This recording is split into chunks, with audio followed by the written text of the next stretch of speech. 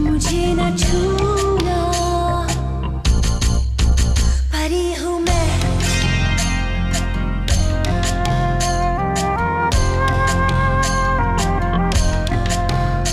ये गाना तो आपने सुना ही होगा, लेकिन क्या हो अगर छूना मना है, यह एक कायदा और कानून ही बन जाए, और फिर यह कायदा या कानून बनाने वाले की ही जान पर बनाए। जी हाँ, आज की फैक्ट टेल में जानेंगे कि कैसे एक राजा ने छूना मना है कानून बनाया, और इसी कानून की वजह से उसने अपनी ही बेटी की ही जान से हाथ धो लिया। राजकुमारी मौत से तड़पती रही, जिसे बचाई जा सकती थी, लेकिन जनता को मुख दर्शक बनकर उसे मरता हुआ देखना पड़ा, क्योंकि यह एक राजा का ही फरमान था कि कोई भी राजकुमारी को छू नहीं सकता। राजकुमारी को छूना मना था किसी भी आम जनता के लिए। आइए जानते हैं पूरी कहानी। सुनंदा कुमारी रतन का जन्म 10 नवंबर 1860 को सियाम के राजा मोंकुट राम चतुर्थ और राजकुमारी कंसोर्ट पियाम की बेटी के रूप में हुआ था।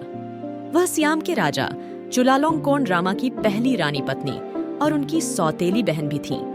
उनकी चारों पत्नियां उनकी सौतेली बहनें थीं। राजा मोंकुट के विभिन्न पत्नियों और रखैलियों से कम 82 बच्चे थे। सुनंदा कुमारी रतन की 12 अगस्त 1878 को एक बेटी हुई, जिसका नाम कन्ना भोर्ण बेजरतन था। 31 मई 1880 को जब त्रासदी हुई, तब वह फिर से गर्भवती थी। समर पैलेस के रास्ते में बैंगपाइन नामक जिस शाही नाव पर वह और उसकी बेटी यात्रा कर रहे थे, वह पलट गई। वहां कई लोग थे जिन्होंने नाव को पलटते हुए देखा, लेकिन वे मदद करने में असमर्थ थे।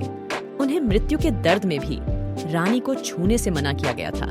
इसका मतलब यह था कि वे उसकी जान नहीं बचा सकते थे। यहाँ तक कि उन्हें दूसरी नाव पर मौजूद एक गार्ड द्वारा कुछ भी न करने का निर्देश दिया गया था।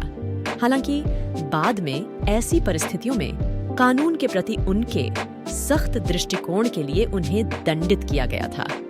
यह बहुत दुखद घटना थी, क्योंकि इस त्रासदी को टाला जा सकता था। रानी सुनंदा की राख उनकी बेटी के साथ वॉट रचबोफिट के शाही कब्रिस्तान में सुनंदा नुसावरिया मेमोरियल में रखी गई है। चलिए, अब मैंने आपको इतनी अच्छी जानकारी दी है, तो आप भी मुझे एक लाइक दे दीजिए और इसी तरह के इंटरेस्टिंग फैक्ट आप तक पहुंचाती रहूं। इसलिए मेरे फैक्ट टेल्स चैनल को सब्सक्राइब भी कर दीजिए, और हाँ, बेल आइकन दबाना बिल्कुल भी मत भूलना। बाय।